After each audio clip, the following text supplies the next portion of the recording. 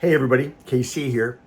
So a story I was reading in the New York Times the other day got me thinking about something that food retailers maybe ought to think about instituting in their stores. Now, first let me lay out the story for you. It was about how restaurants, especially but not just high-end restaurants, have begun reinstituting a tradition called the staff meal, sometimes called the family meal. And basically the idea is before a restaurant opens for dinner or sometimes even for lunch, basically they'll feed the staff. And it's a really interesting idea. A restaurant like Le Bernardin in New York City, basically they have 100 people. They feed them before lunch and before dinner. A couple of things. First of all, it creates some level of community. They kind of connect. They have a chance to talk. It isn't really necessarily about testing the food because Le Bernardin is a seafood restaurant.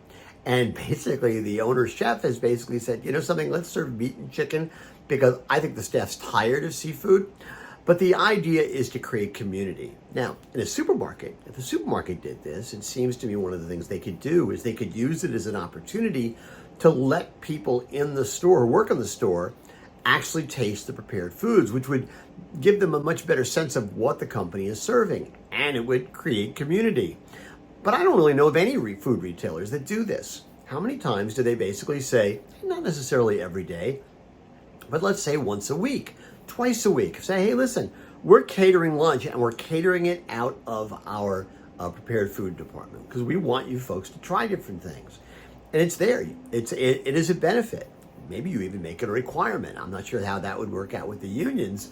But listen, I think this is a great idea that food retailers ought to think about adopting in their own stores. Sometimes food retailers actually will have an outside company catering their foods in their cafeteria. It depends sort of on the company.